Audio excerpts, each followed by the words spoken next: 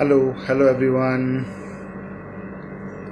I'm just waiting. Let some people join us.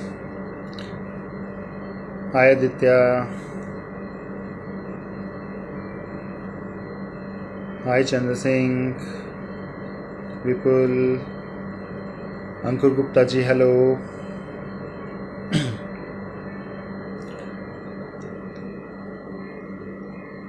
So hi friends. मैं हूं Abhay Girdhar, wall education artistic team member, और आज हम लोग लाइव जाने वाले हैं एक हमारी हेयर इंडस्ट्री के बहुत ही बड़े आर्टिस्ट के साथ, द लेजेंडरी आर्टिस्ट। मुझे नहीं लगता जिनको कोई इंट्रोडक्शन की आवश्यकता है, अपने आप में उनका नाम ही वो बोलता है। He is none other than mister Harish Bhatia ji from Mumbai. He runs his own salon and academy by the name of big boss. आज हम लोगों के साथ उनके बेटे भी ज्वाइन करेंगे, उनके बेटे भी हमारे साथ रूबरू होंगे, और हम लोग बातें करेंगे ढेर सारी हमारी ब्यूटी और हेयर इंडस्ट्री को लेके, कि जब से उन्होंने स्टार्ट किया होगा या अब का जो सिनेरियो है, कितने चीज़ों के अंदर चेंजेस आए हैं, किस किस दौर के अंदर चले हैं, और आज का दौर और तब का दौर मिला के उनको वो क्या चीज़ें डिफरेंट लग रही हैं। So we will discuss each and everything about the hair industry, how it changed in this span of time, and I guess हम लोग वेट करते हैं once we get a green signal from him.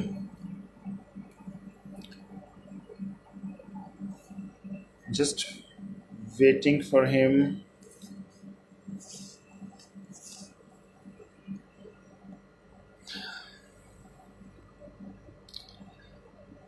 So हमारा दौर है, इसी तरीके के साथ हम लोग आगे आगे वो चीज़ें करने जा रहे हैं।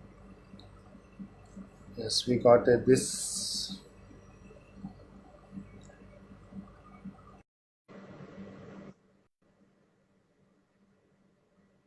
We're just waiting them to join us. Hi, Yes. Hi, how are you doing? I'm fine, good. How are you? Harish जी, कैसे हैं आप? एकदम फर्स्ट क्लास। बहुत अच्छे। ऑल इंडिया की तरफ से हम लोग आपका बहुत ज़्यादा स्वागत करते हैं आज के सेशन के अंदर, एंड हम लोग बहुत शुक्रिया अदा करते हैं आपका, आपने हमें समय दिया अपने बिजी शेड्यूल में। तो इट इज़ ए लॉकडाउन, तो मुझे लगता है फिर भी आप ऑनलाइन और बाकी चीज़ों के अंदर बहुत बिजी रहते हैं।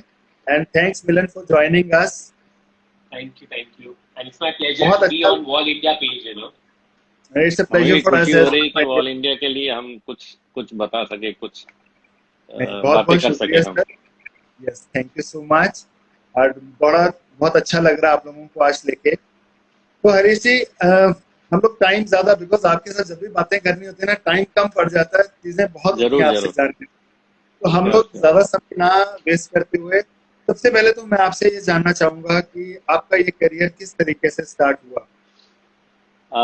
ये बहुत ही एक अलग बात है। कैरियर मेरा स्टार्ट वेरी डिफिकल्ट थी। मतलब कि मैं एक्चुअली पढ़ रहा था जी। थर्ड में, when I am in 8 years old. करीबन 8 साल की उम्र थी, तीसरी क्लास जी, में था, और मैं फेल हो गया। तभी बचपन में तो हर कोई बदमाश होता है, थोड़ी मस्ती ज्यादा थी, खेलने में ज्यादा रुचि थी, उसके कारण लाडले फेल ज्यादा हो हो गया। गया। हाँ, तो तो लाडले। फेल होने के कारण, और मेरी सिस्टर, छोटी सिस्टर थी, वो पास हो गई, तो वो हंसते हंसते घर पे आई। मैं पास हो गई, भैया फेल हो गया, भैया फेल हो गया। तो मेरे फादर थे, वो थोड़े स्ट्रिक्ट थे, और थोड़े नहीं, बहुत ज्यादा स्ट्रिक्ट थे, क्योंकि we are a 6 brother and 1 sister.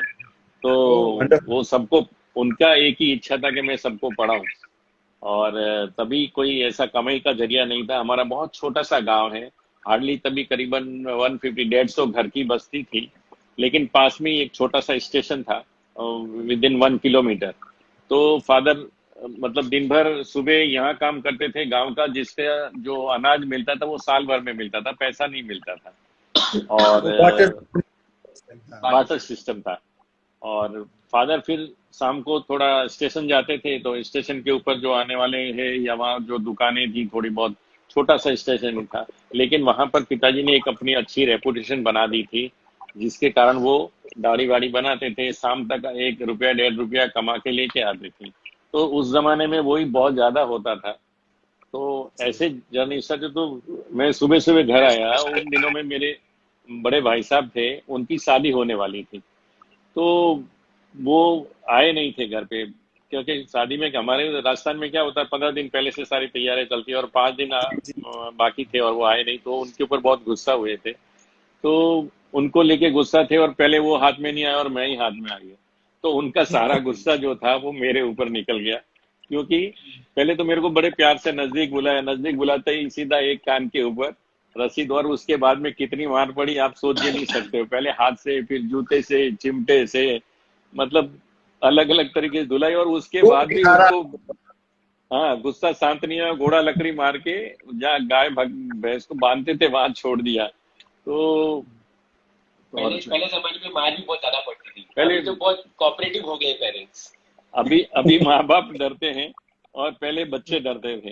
पहले सामने देखने की हिम्मत नहीं होती थी, और अभी तो क्या, बच्चे पैदा होते ही सामने जवाब देने लग जाते। तो जमाना ही खैर नहीं अलग है। सर, हम समझ सकते हैं, हम जवाब नहीं देते, कभी भी मिलन ने जवाब नहीं दिया होगा आगे से।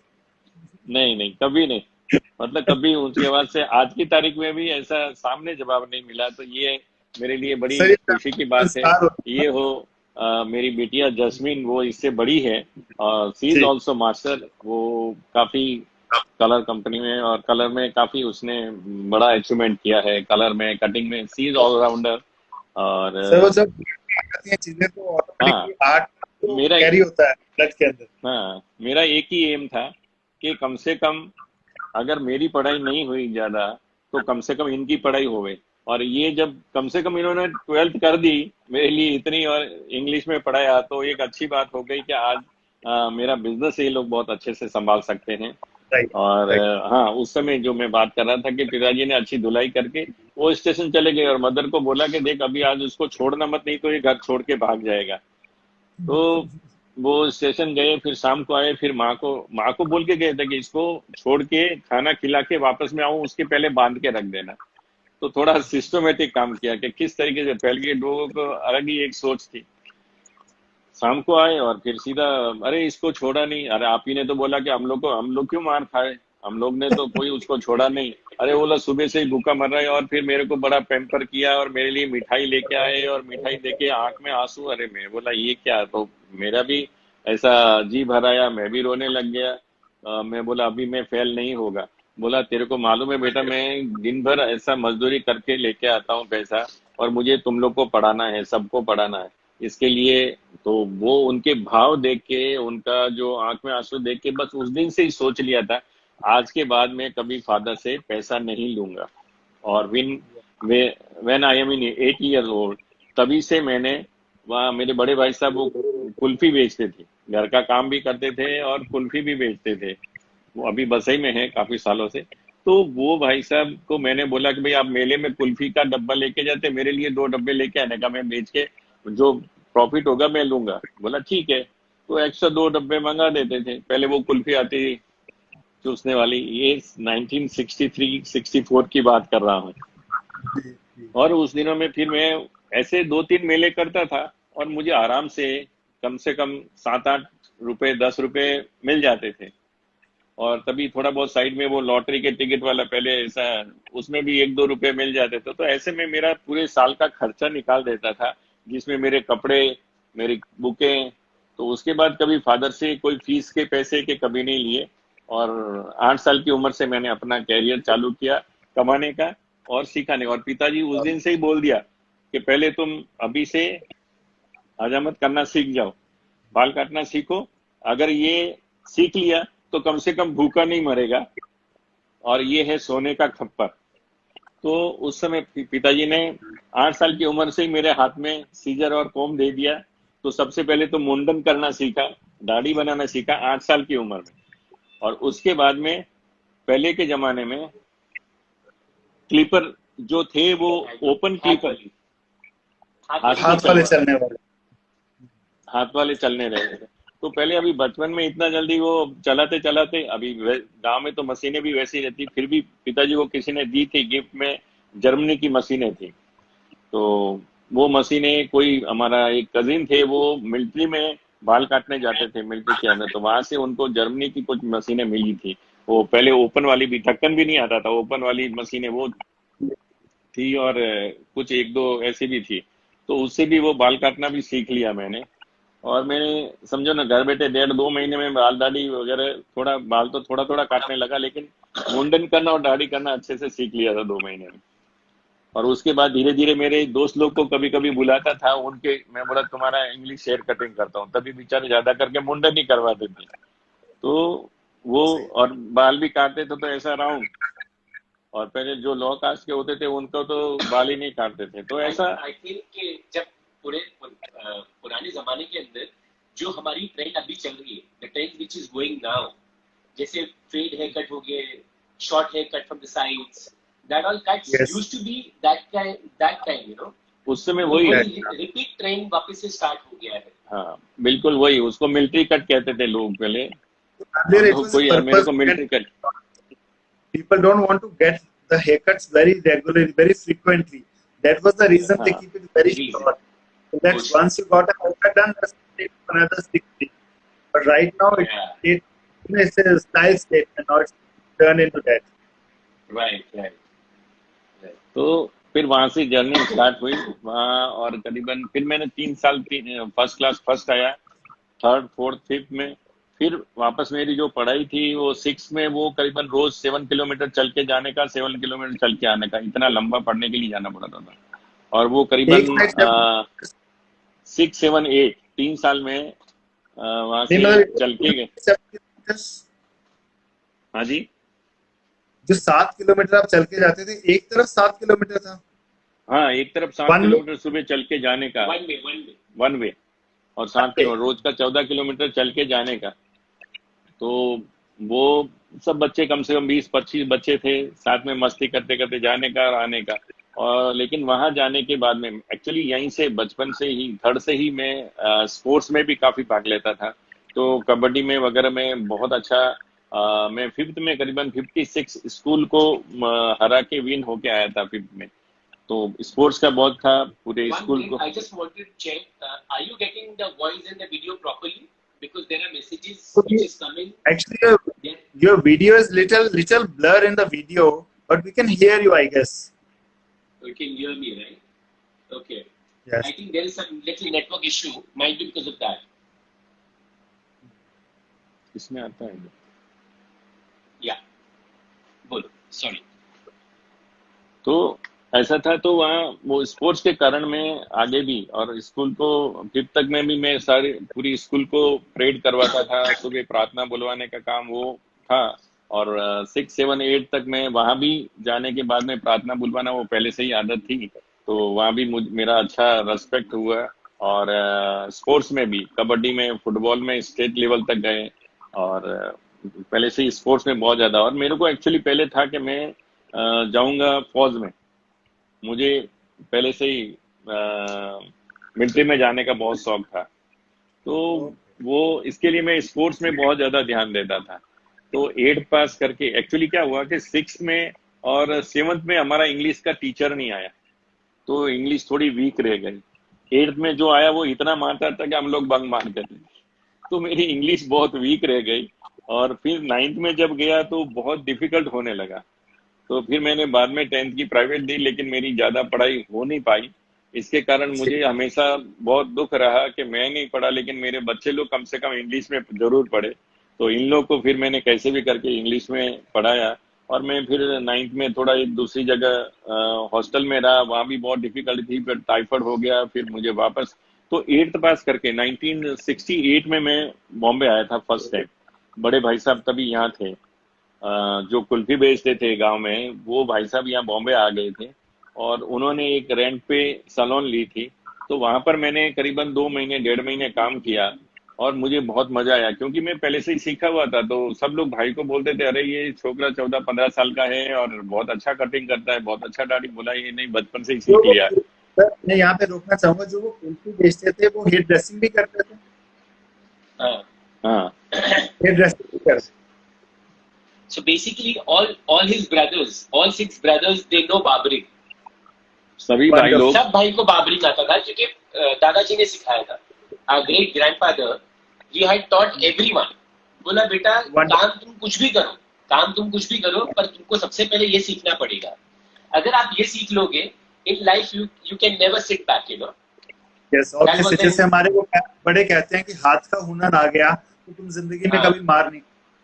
राइट और राइट। ये राइट। हमारा क्या खानदानी बिजनेस था, तो पिताजी ने पहले ही सिखा के रख दिया। मेरे मेरे से बड़े भाई साहब एयरफोर्स में थे, और एयरफोर्स में बहुत अच्छी पोस्ट पे थे, लेकिन बचपन से ही उनको भी सिखा दिया। तो वो भी घर पे जब रिटायर हो गए तो वो भी घर पे आके अपना चालू कर दिए थे।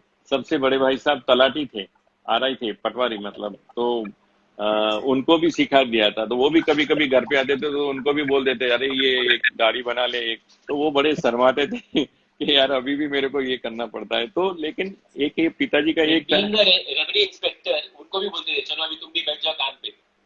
So he used to do the haircuts when he used to come to the village. So that was the thing. वाह। तो वो एक अच्छा रहा कि उन्होंने हमें बहुत अच्छी, हमारे ऊपर कृपा रही कि वो सिखाया। और उसके लिए शायद आज मैं सारा श्रेय, अगर उनको गुरु महागुरु जो बोलना चाहूंगा, तो सबसे पहले फादर, फिर बॉम्बे में आने के बाद भाई साहब।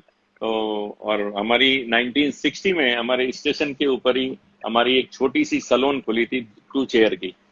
तो 1960 में, तो तभी से हमारा थोड़ा बहुत प्रैक्टिस स्टेशन पे हो जाता था। हमारे जो टीचर थे, हमारे दोस्त थे, वो कभी कभी तो मैं वो छोटा सा टेबल के ऊपर खड़ा रह के भी उनके बाल काटता था। तो वैसा दौर रहा। फिर बॉम्बे आया भाई साहब के पास में, और फिर भाई साहब ने वापस भेज दिया कि जाओ पढ़ो। लेकिन पढ़ाई के पैसे पूरे नहीं मिलने के कारण और टाइफाइड होने के कारण मैं आधी पढ़ाई छोड़ के वापस बॉम्बे चला गया। और 1969 में मैं बॉम्बे में आ गया वापस, 69-70 में करीबन। और फिर मेरा जर्नी यहाँ से बॉम्बे से चालू हुआ, और अभी करीबन 50 साल होने आ गए हैं बॉम्बे में मुझे काम करते करते। और तो 7 इयर्स मैंने बसई में काम किया बड़े भाई साहब के पास में। और फिर बोरीवली में आके 3 साल एक वहाँ भाई साहब से थोड़ा ये हो गया कि मैं अभी अलग करना चाहता हूँ। तो फिर मैं यहाँ आ गया, बोरीवली में 3 साल सर्विस की। फिर एक बाजू में चलाने को ली दुकान, रेंट पे ली 1980 में। और 1980 से 85 तक मतलब, और मैं वसई में था तभी से दौर आया था आई थिंक 1970-72 से Rajesh Khanna, long hair, That hippie style. Hippie style. हाँ। और तभी कम से कम 500 सलून्स बंद हो गई थी इंडिया में। और ओके, लोगों ने वो फॉलो करना शुरू कर दिया लंबे बाद। हाँ, सारे के सारे लोग, बूढ़े लोग भी बढ़ाने लगे, छोटे लोग भी, और सब हमारे यही। और हमारे लोग अभी लॉकडाउन में टिक के नहीं बैठते। लॉकडाउन में they want hair cuts. I swear that is the biggest major problem with everyone.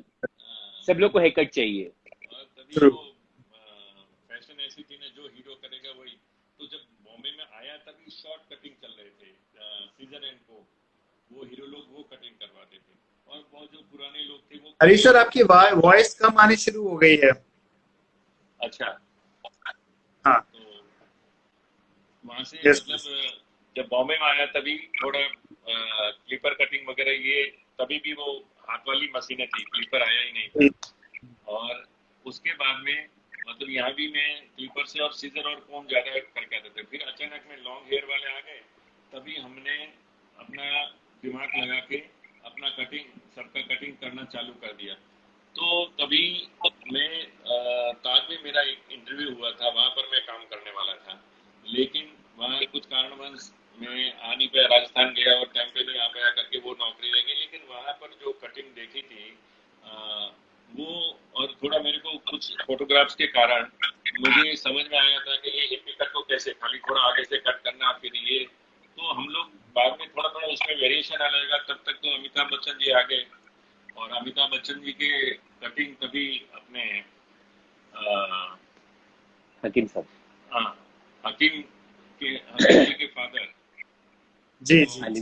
Aleem जी के फादर हकीम। अलीम जी के फादर हकीम जी, वो उनका कटिंग करने लगे। तो उनका नाम तभी बहुत हो गया था कि वो एक बार कहीं अपने कश्मीर में शूटिंग चल रही थी और वो वहां गए थे। तो बस वो फ्लाइट में बाल काटने के लिए बुलाया और अमिताभ जी को, तो वो उसके कारण काफी अच्छा उनका नाम हो गया था। और उन्हीं दिनों में सिर्फ पूरे बॉम्बे में सिर्फ 5 हेयर ड्रेसर थे जो लॉन्ग हेयर कटिंग में फेमस। और 5 हेयर ड्रेसर के पास ही पूरे बॉम्बे में 5 हेयर ड्रेसर के पास में ड्रायर आई थी, उसमें एक हम लोग थे।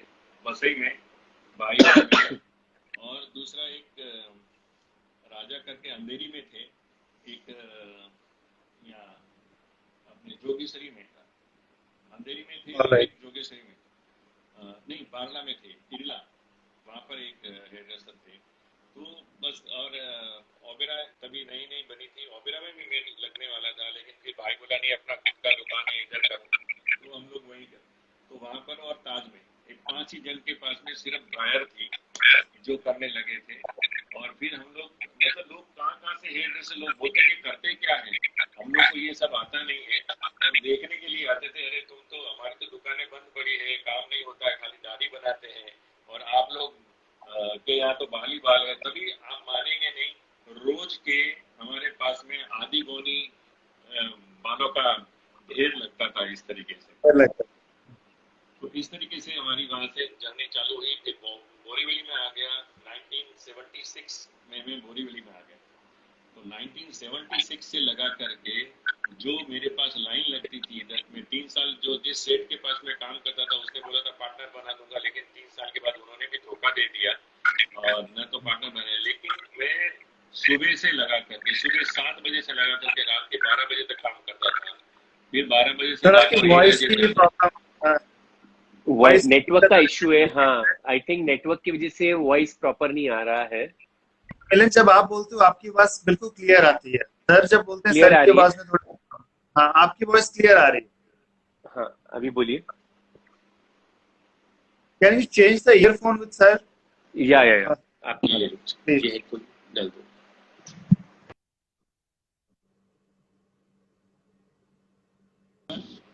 अभी आ रही है आवाज? यस सर, बोलिए प्लीज आप कुछ।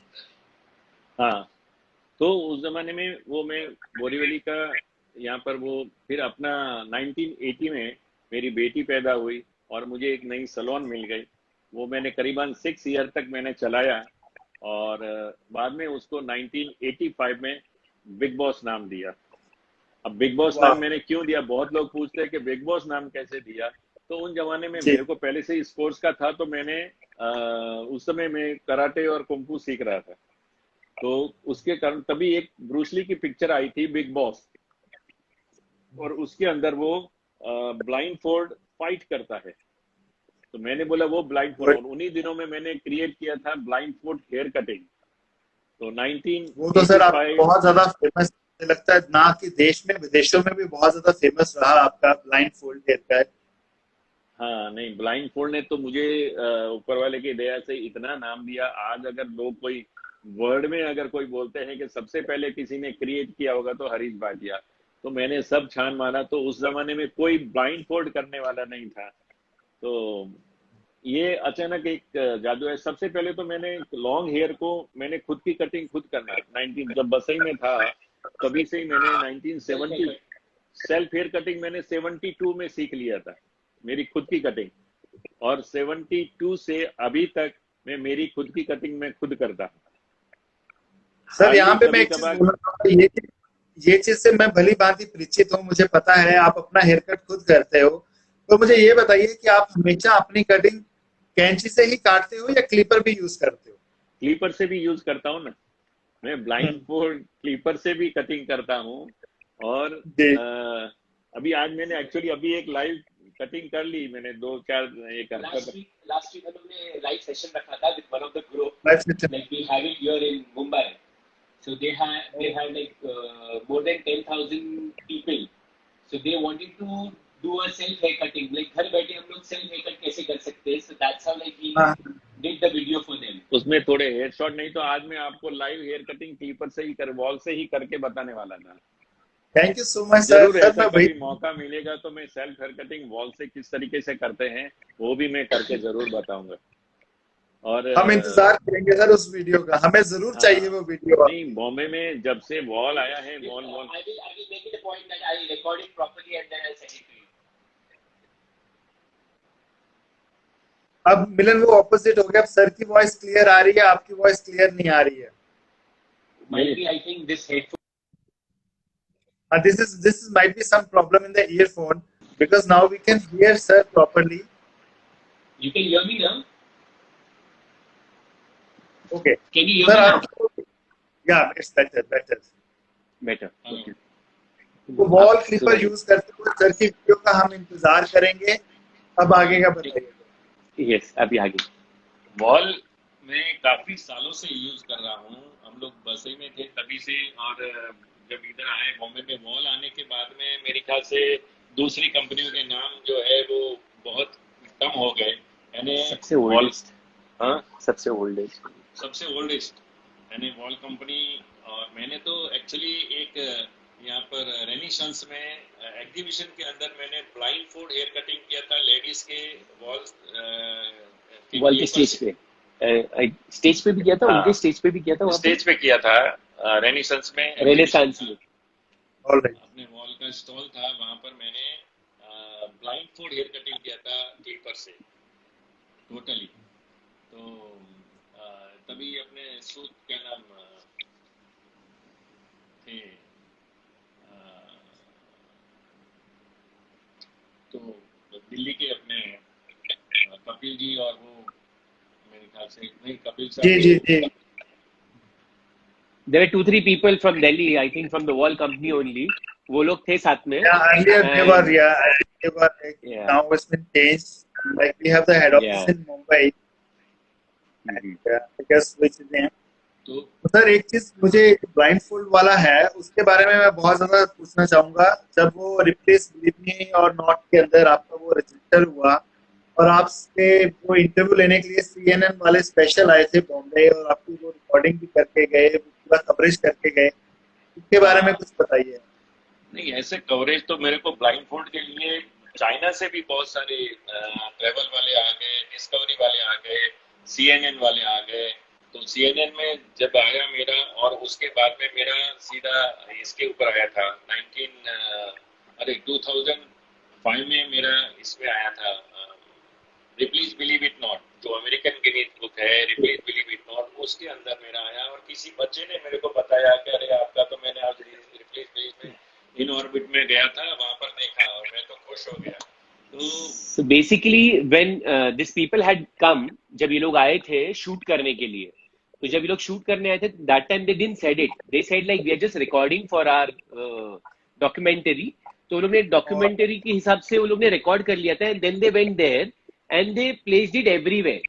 So that's how like we got the coverage in most of the news channels and please everyone, all the places। Blind food के मैं काफी चाहूंगा कि जब सर आपने अपने साथ साथ हमारे हिंदुस्तान का भी नाम बहुत ज्यादा रोशन किया पूरे विश्व में। हम लोग पूरे हिंदुस्तानी एज ए हेयर ड्रेसर आप लोगों को बहुत आभारी। नहीं नहीं, मतलब क्या है कि आप मानेंगे नहीं, मतलब ये ब्लाइंड फोल्ड ने मुझे, वो तो जाने दो, दुबई में मैंने काफी सारे लाइव शो किए। वहां पर एक लाइव शो होता है साल में एक बार, पब्लिक के सामने शो होता है, वहां करीबन 2000 पीपल के सामने मैंने कटिंग की थी, फायर कटिंग की। ब्लाइंड फोल्ड मैंने फायर मतलब कैंडल से कटिंग करता हूँ। और चाइना वाले पता नहीं वो लोग क्या करते हैं, इतने बार मेरे को शूट करने के लिए स्पेशली आए, हांगकांग से आए, बैंकॉक से आए, पूरी टीम आके मेरे को शूट करके गई है। तो ये मेरे लिए बहुत बड़ी बात है कि वो फायर कटिंग को वहाँ इतना शूट करके वहाँ क्या मालूम नहीं क्या करते हैं। फिर मैंने एक बार देखा कि वो लोग फिर कैंडल से एक शॉर्ट हेयर, लॉन्ग हेयर, मैंने तो खैर सभी तरह के हेयर, और मैंने ब्लाइंड फोल्ड खाली सीजर से नहीं, मैंने तो सीजर से भी किया है, क्लिपर से भी किया है, सिंगल सीजर एंड फिंगर से भी मैं ब्लाइंड फोल्ड हेयर कटिंग करता हूँ, प्लस रेजर से, फुल रेजर कटिंग से। एक सिंगल आप ब्लेड दे दो उसमें मैं full blind fold hair cutting करता हूँ और लोग देखते रह जाते हैं। और उसके बाद में मैं ब्लाइंड फोल्ड मिरर के टुकड़े से, कांच के टुकड़े से भी मैं ब्लाइंड फोल्ड किया है। तो ऐसे बहुत सारे डिफरेंट डिफरेंट वे से मैं करता हूँ। इसके लिए भगवान ने ये एक अलग आर्ट दिया। जब लंदन में मेरा शो हुआ था, क्रीमी गे करके वर्ल्ड क्लास हेयर डिजाइनर है, उन्होंने ब्रशमैन और ब्रशमैन के स्टॉल के ऊपर मुझे स्पेशली बुलाया था, क्योंकि मैं करीबन 3 साल ब्रशमैन और क्यून कंपनी का ब्रांड एम्बेसडर रह चुका था। तो वहाँ मेरी वो एक फ्लिप्स करके था, उससे पहचान वो मिला मुझे, अरे Harish Bhatia you are here, मैं बोला yes, okay okay meet my boss.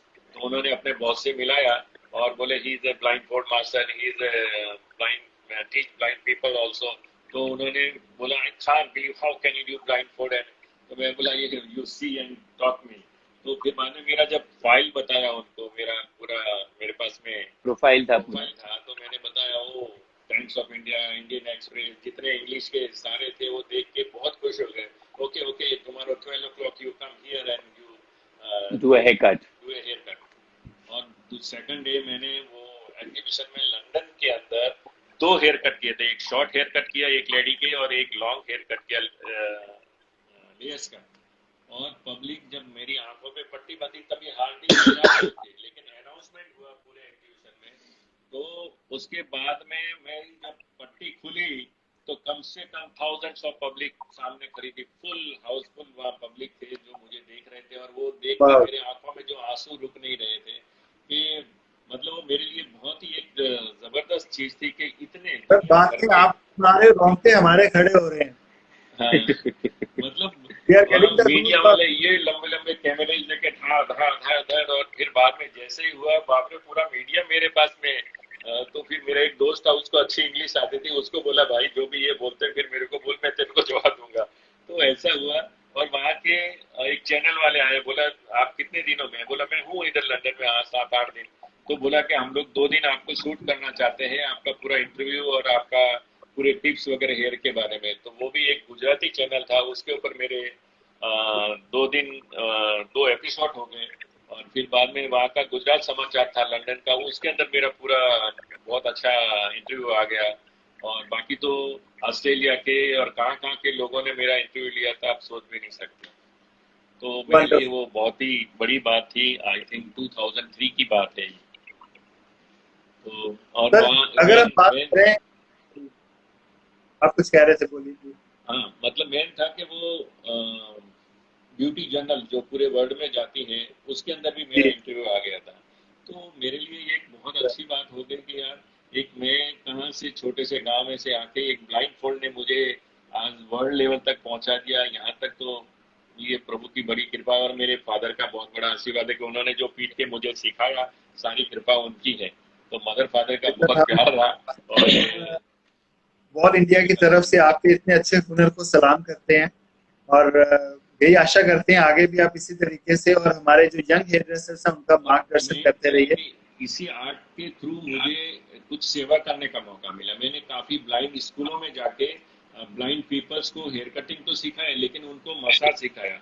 क्योंकि मैं एक्यूप्रेशर सुजोग थेरेपी भी सीखा हुआ हूँ। मैंने काफी सारी कलाएं सीखी है इसके दौरान। लोग बोलते हैं ये इतना कब सीखा होगा? मैंने karate, kung fu, judo, yoga, pranayama, SSY, art of living, sujok therapy, numerology, हेरोलॉजी, vastushastra, naturopathy, mudra, breath, pyramid, reiki, photography, nadi shodhan और हेयर कटिंग। तो मास्टरी हेयर कटिंग में की। लेकिन ये सारी चीजों के कारण मुझे काफी कुछ मिला। मैं आपको मुझे ना ये मैं एक बार पूछने वाला था कि सर एक बार दोबारा बताएंगे कि कौन कौन सी चीजें थी सीक्वेंस से आप बोलते हो, बड़ा अच्छा लगता है। हाँ, लेकिन मुझे भी अच्छा लगता है। लोग जब भी कहीं बाहर जाते हैं, हम लोग जैसे कंपटीशन में लेके बच्चों को अपने आइबा के लिए लेके जाते हैं, जर्मनी गए तभी और मलेशिया गए तभी। और तो पूरे मेरे चारों तरफ सारे बच्चे आके मेरा भविष्य बताइए, मेरा प्रेडिक्शन कीजिए। क्योंकि किसी एक का जब मैं करता हूँ उनको अच्छा लगता है तो दूसरे को बोलता है, तो फिर पीछे लाइन लग जाती है। तो एक अच्छा लगता है कि मैंने न्यूमरोलॉजी में भी काफी कुछ सीखा है। मैंने मुद्रास के अंदर काफी कुछ सीखा है। मैंने बुक भी लिखी है, 1 लाख लोगों की एक दवा, मतलब वो आप पढ़िए, आपको काफी सारी बीमारियों के बारे में आप ठीक कर सकते हैं। मैंने रॉ फूड थेरेपी पे भी बहुत रिसर्च की है और विदाउट मेडिसिन में काफी लोगों की बीमारियां निकाल दी हैं। डायबिटीज है, ये तो एक ऐसा मिनटों का, हफ्ते भर के अंदर मैं लोगों की खत्म कर सकता हूँ ये चैलेंज के साथ में। लेकिन मुझे जो मैं बोलूँ उसको फॉलो करना चाहिए। So basically, like So, he's all rounder. The main but profession is that I like can person. make it out, even that word is small, allrounder word भी छोटा पड़ रहा मुझे लगता है, जितने सर के पास वो चीजें हैं। Like he मैं never आप wastes his time. He never wastes his time. That's the main thing about him. I have 600 books. मेरे पास 600 बुक का मेरी लाइब्रेरी बनी हुई है, एक रूम ही पूरा उसका बनाया है मैंने। तो कुछ न कुछ जो नया होता है मैं कुछ हमेशा सीखने की कोशिश करता हूँ और सिखाने की कोशिश करता हूँ। हमेशा कुछ न कुछ देते रहो तो ऊपर वाला वापस सामने देता रहता है। आपके सिखाने वाले वर्ड पे मैं आ रहा हूँ, आगे मैं आना चाहूंगा मिलन जी के ऊपर। मिलन, हाँ आपने जी। अपना प्रोफेशन कब स्टार्ट किया? I started in 2006. 2006 में I think that was the first time when I completed my studies. Studies complete करके बॉम्बे आया था. I used to study in Pune. Military school में था. I wanted to join military, but then didn't get well in PCM. आपको बचपन में नहीं पढ़ाई पापा ने की?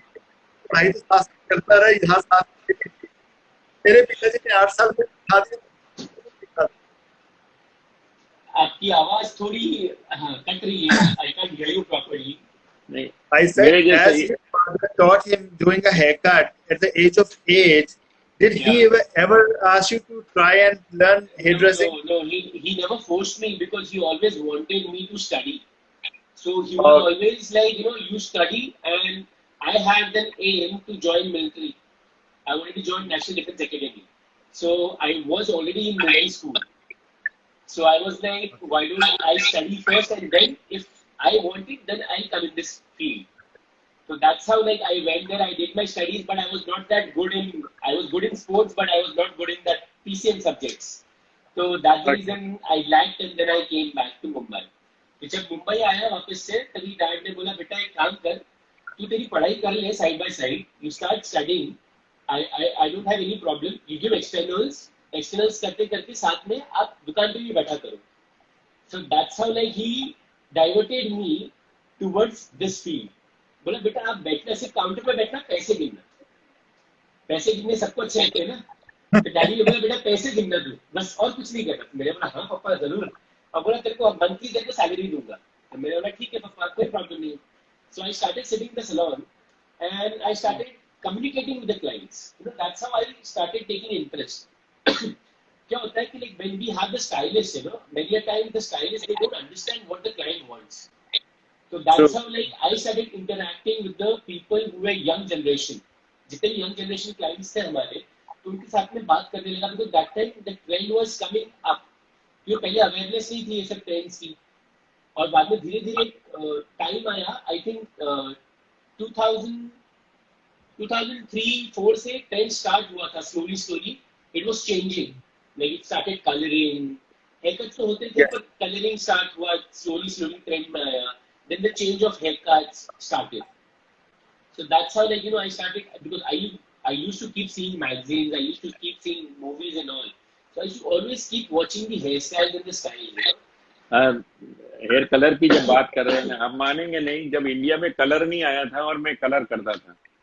मैं हाइड्रोजन और एमोनिया को मिक्स करके कटे हुए बालों को, मैं पहले क्या था मेरे पास लेडीज, आई थिंक मेरे ख्याल से बॉम्बे में लेडीज कटिंग ही मैंने स्टार्ट की थी. कोई लेडीज कटिंग करने वाला हेयर ड्रेसर नहीं था. मैं अलाउड नहीं करते थे. और तो हार्डली मैं दोपहर का टाइम 2 घंटा बंद रहती थी सैलून, उस समय मैं लेडीज को बुलाता था और हेयर कटिंग करता था. और धीरे धीरे इतने कस्टमर बढ़ गए कि मेरे को लेडीज जेंट्स का कम करना पड़ा और लेडीज का स्टार्ट किया. और उसके बाद में तो बाप रे बाप, मेरे पास में रोज की एक थैली भर के चोटियां मिलती थी. 6 इंच से लगा करके 12 इंच 15 इंच वाली चोटियों की मैं एक एक थैली भरता था. तो वो भी एक दौर था जब लेडीज कटिंग करने वाला कोई नहीं था. और उस समय मेरे पास लाइन लगती थी लेडीज की. और इसके लिए ही मैंने फिर लेडीज का पार्लर चालू किया. And that's how like I started sitting in the counter. Interaction चालू हो गया. And then slowly all clients started saying कि why not you start doing haircuts. So I was like always away from the haircut because I never used to like hair falling on the hands and all. तो मुझे बहुत वो चिढ़ चढ़ती थी वो time पर. And then dad was like one day he just made me sit and he said, बोला बेटा आप इधर बैठो 1 मिनट. बोला आपको क्या करना है? So I was like पापा मेरे को अभी इम्पोर्ट एक्सपोर्ट का काम करना है. बोला बेटा इम्पोर्ट एक्सपोर्ट में क्या करेगा तू, तुझे कुछ पता है? बोला पापा पता तो कुछ नहीं है पर करना है. तो बोला बेटा एक काम कर, तू मुझे सिर्फ 1 महीना दे. 1 महीना के अंदर अगर तू ये चीज सीख जाता है, then monthly basis whatever money you earn that will be yours. So I was like okay fine, ठीक है चलेगा. And that's how like he started making me learn first ladies haircut. बोला बेटा पहले ladies haircut सीख. So I started learning ladies haircut. Then I started learning blow dry. And then he was like, बेटा तू ऐसा कर रहा है, एक काम कर, तुझे यहाँ पे काम नहीं करना है। मैंने बोला ये यहाँ पे नहीं कर रहा है, why don't you go and join Taj? So I was like, okay, fine, I will go. And then I went for the interview one day to Taj. That time there was a salon called Jack Desange, जो अभी Desange Right. करके salon है बांद्रा में. Right. The same salon Right. was Jack Desange in Taj salon. So I went there. My teacher was Caroline. I hope you know her. Yes, yes. She's in L'Oreal right now. Yeah. So I used to assist her. She used to make me teach everything, like all the haircuts, coloring, blow dry, styling, everything she used to teach me. So just for sending me for 1 month, I told him after a month that I want to learn everything. I'll stay here only. I don't want to come to Borivali, you know, because we stay in Borivali, and I used to go all the way to Churchgate just to learn there and, you know, work. So I was there for more than 1.5 years. Then after that, Caroline, she left the salon and she went back to France. And then I was like, why don't then I joined with that? Because that time there was a scenario where we had loss of 2-3 staff, you know. There were no staff. And then Dad said, like, why don't you come and join? It will be a helping hand for me. So I came back, I left the Taj, and then I came back to salon. I started working with him. And then I learned from him more and more, like all short haircuts I learned from him. And then I went to Singapore to do my Tony and Gaga course. Then I went to Germany also for competitions. And I would really thank to IBA and OMC to give me the stage where I went for the competitions and I won there also. And a big thanks to, I think, Sangeeta Madam, Ashok Sir, because they were the one person who introduced IBA and OMC in India. True, उनकी वजह से हम लोग को ये stage मिला और हम लोग वहाँ पे गए and we made our India flag, there. We put the India flag over there also. So that आप सर के नक्शे कदमों पे शुरू हो गए थे. सर के नक्शे कदमों पे शुरू हो गए थे. जैसे सर बोलते थे बेटा तू हिचकिचा मत, मैं हूँ पीछे खड़ा, तू जा. मैं बोला ठीक है पप्पा, कोई प्रॉब्लम नहीं है. So he was always there on my back, like he was the support, to me, that don't worry about whatever the expenses are, because I think you also know it, in India, whichever competitions are there, especially जब आप international competitions के लिए जाते हैं, abroad में कैसा होता है कि every competitions के लिए there are sponsors, okay, but India में जब ये OMC के लिए start किया था, there were no sponsors, so all the expenses were bear by us. So that's when, he was the first support for me, that don't worry beta, you go, I am there behind you. And that's how all our teammates, जितने भी हम लोग teammates थे, we started and we came together and we went. अच्छा रहा इनका भी, जाके बच्चे लोगों ने पीछे काफी अच्छा कवर कर लिया. और जब इसको अवार्ड मिला 2015 में, आई थिंक गोल्ड मेडल मिला ऑल ओवर इंडिया, जब फर्स्ट आया तो तभी मुझे बड़ी खुशी हुई. और उसके बाद में इसको वर्ड स्किल में भी टीचर आज हमेशा दिल्ली में जब भी वर्ड स्किल का होता है सारे बच्चे लोग को सिखाने के लिए. सर मैं उसी पॉइंट पे आने वाला था मित्र. एज ऑफ माय नॉलेज आप वर्ड स्किल स्टूडेंट्स को टीच करते हो आजकल, एंड स्पेशली टीच करते हो बार्बरिंग स्किल. Barbering yes. और उसके लिए मैं सुनना चाहूंगा कि आप बार्बरिंग जब सिखाते हो उनको तो कौन से टूल्स यूज करते हो आप? So basically all the tools what I use personally, I have the whole kit. So I use wall companies, clippers. So I don't have all the ranges, but I have selected ranges which there is a new range which has come up, which is 5-star range, right? They're like 5 clippers. Yes. So I have one of it, yeah. And usually I use all the clippers, and when I go to Delhi, so even these guys, they have their own clippers. So हम लोग क्या करते हैं, we mix and match, because what happens sometimes, the things what I don't have it, my students, they always have it, So that's why whenever I'm making them learn, I make it a point that I make them learn with all the clippers. So that क्या होता है कि जब भी अगर कोई एक चीज competition के टाइम पे, it has happened with me once, कि competition के टाइम पे haircut करने के टाइम पे एक clipper बंद हो गया था अचानक से. And that was, I'm sorry to say, that clipper was not Wall company का, that was the other brand. Okay. So that was like बंद हो गया था, and that's when I realized, that's when I realized when you come to the competition, you make it a point that you use a good brand. Like, Wall is the India's oldest company, yeah, जो clipper मैं बनाती है. Sir जो So बातें कर रहे थे that's मैं वही कहने था। जब सर कह रहे थे कि हाथ से मशीन्स चलती हाथ से. हाँ. इंडिया में, आप देखो हमारे पास कितना लेट पहुंचा। अदरवाइज जो हमारी कंपनी के फाउंडर हैं लियो जे वॉल, उन्होंने Leo J. Wall. 1919 के अंदर ये क्लिपर तैयार कर दिया। Yes. वो एक मसाजर कंपनी के अंदर जॉब करते थे। उन्होंने देखा यार जो मशीन मसाजर चलाती है, मैं इसको क्लिपर के अंदर फिट करके देखता हूँ चीजें। 1919 के अंदर he invented his first clipper, which is like wall का पहला क्लिपर था जो मोटर के साथ चलता है।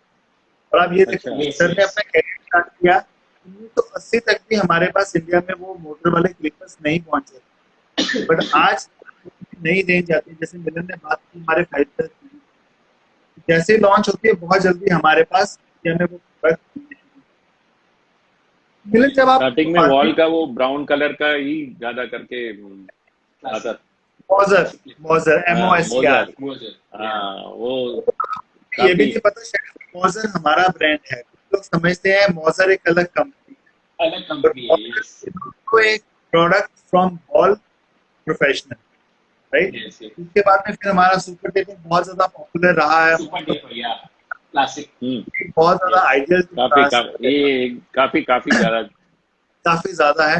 मुझे लगता है हर छोटे बड़े सैलून के अंदर ये Yes, सुपर yes. टेपर होगा। जैसे जैसे टेक्नोलॉजी चेंज होती रहती है, हमारी 5 स्टार सीरीज आ गई, जैसे हम लोग बात करते हैं, हमारे पास कोलिथियम सीरीज आ गई। बहुत बार होता था फीमेल हेयर ड्रेसिंग बहुत कम होती थी, यहाँ अगर हम लोग ऐसे वाले हैवी क्लिपर्स यूज करते थे वो होता नहीं, तो कंपनी ने कुछ ऐसे टूल्स इंट्रोड्यूस करवाए, राइट। और ये बहुत ज्यादा लाइट, मतलब आप ये देखो 2 फिंगर्स के अंदर आप इसको चला सकते हैं। You can hold it. Straight plate, standard plate, जिसको मैं ज्यादा करके Please बोलिए। ये जो क्लिपर है, ज्यादा करके ये जो क्लिपर है, मैं आई डू इट जब मैं लेडीज हेयर कट करता हूँ तो I use this clipper. It's very easy to hold it also, and it makes it move faster, ये कटिंग Yes. ये क्लिपर से मैं लेडीज को सेल्फ कटिंग सिखाता हूँ।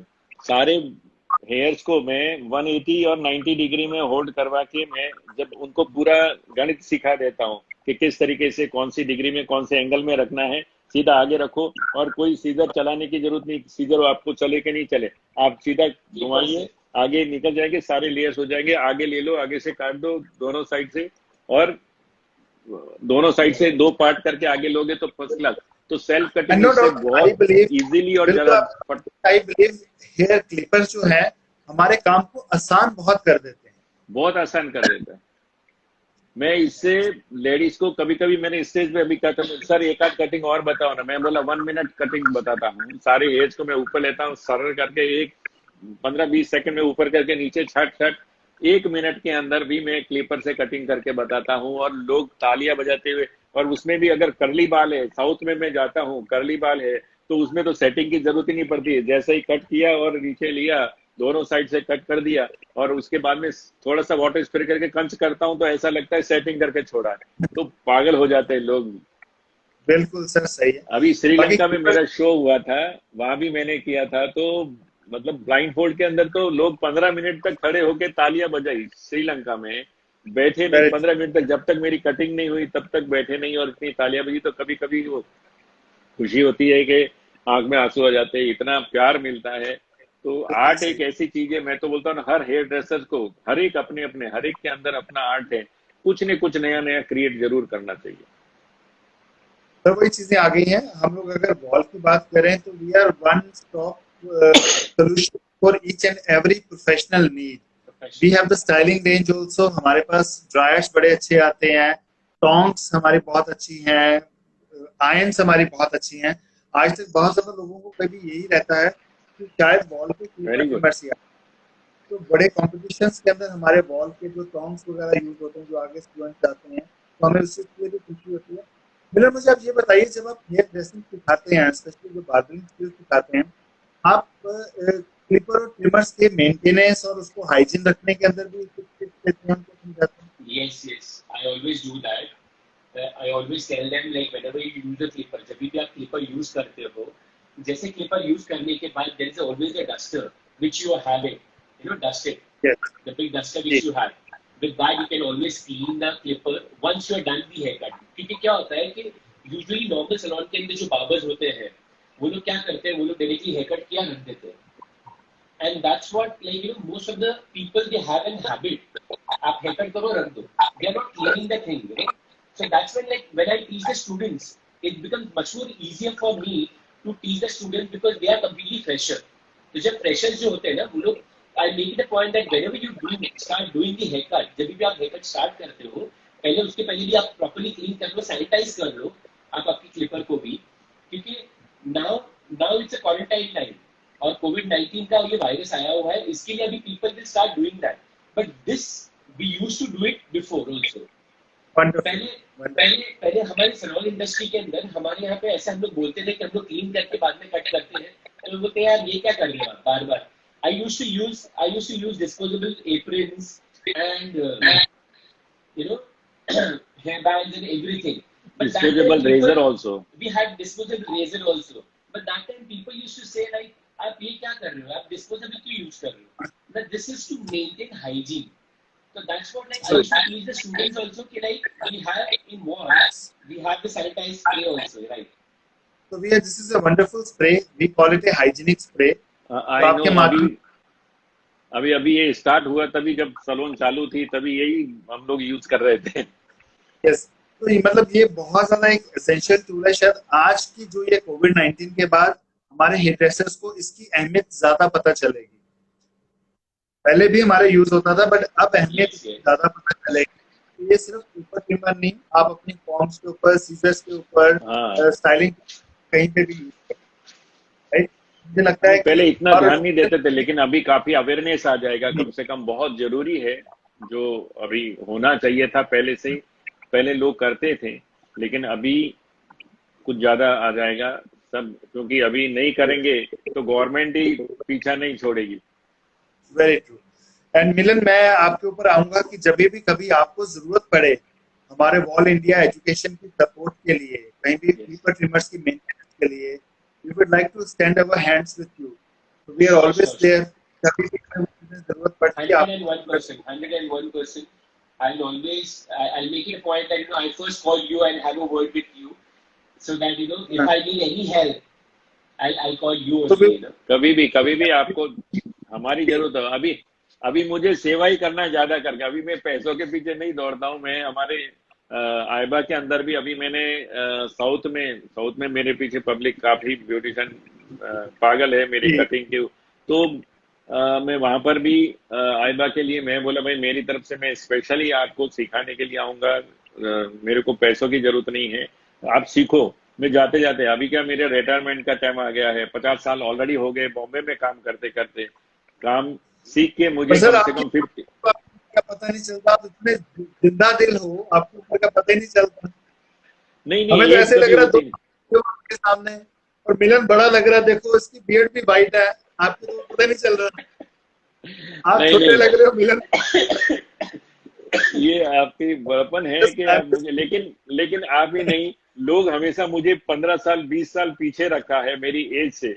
तो सबसे पहले मेरी लाइफ में मैंने एक ही हेल्थ के ऊपर ज्यादा ध्यान दिया है, लोगों का ध्यान के हेल्थ के ऊपर भी और मेरे ध्यान में. और मैंने स्पेशली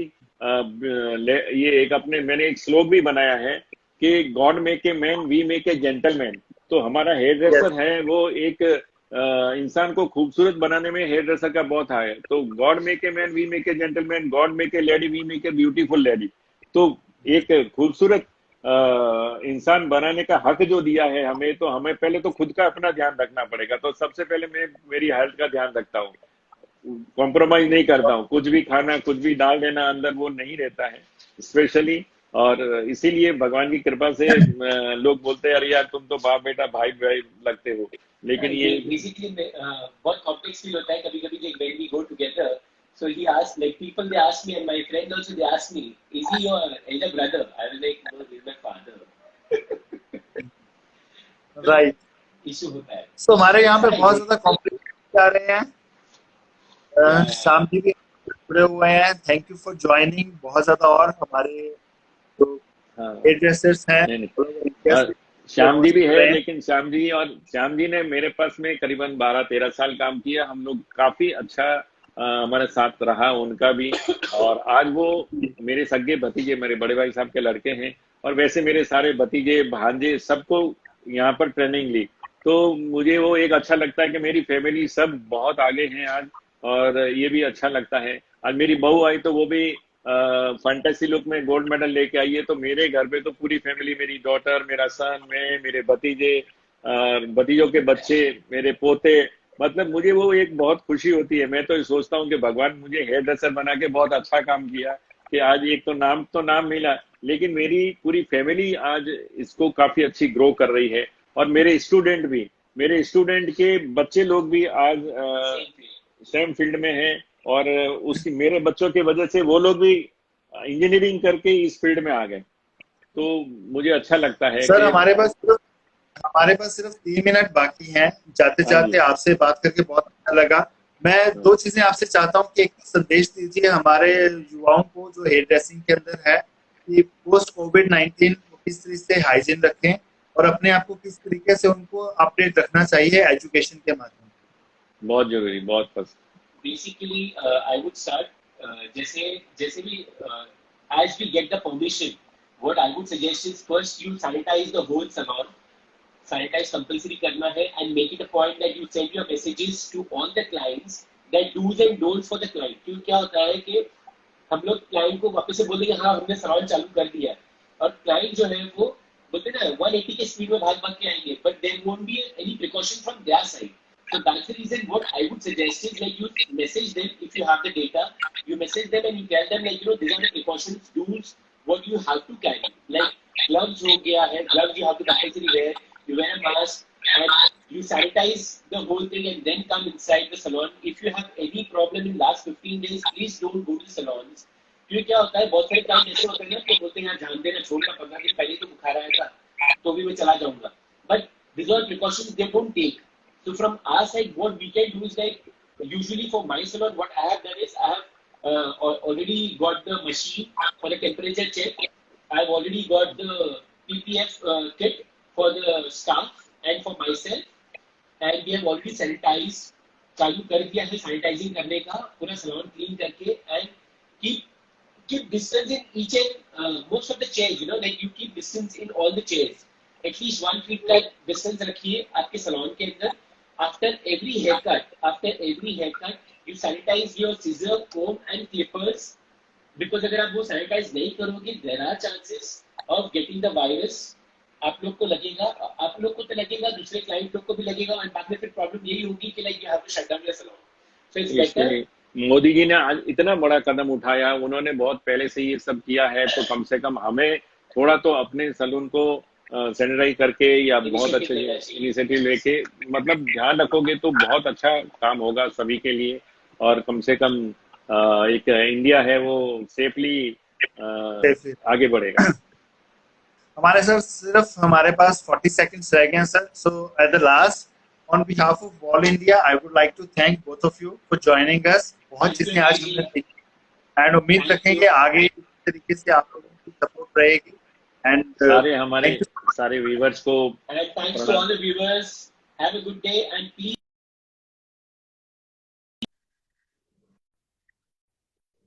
खुली हो, चाहे हेयर ड्रेसिंग की शॉप भी खुली हो, please take appointment and then go. Don't run because if you do that you are going to create problem for yourself and for your family. दाढ़ी बड़ी हुई कट जाएगी, लेकिन जिंदगी एक बार कट गई वापस नहीं मिलने वाली। Right sir, thank you so much, take care. Thank you. God bless. So guys, Harish ji and Milan ji, आज का सेशन आई होप आपको अच्छा लगा होगा। Thank you so much for joining. Keep tuned, कल हमारा सेशन 5 बजे आ रहा है क्रिस्टी फॉकनर के साथ जो यूएसए से बीट मेंबर हैं। Don't forget to watch it. Stay tuned, tomorrow 5 o'clock 5 PM wall India page. Thank you.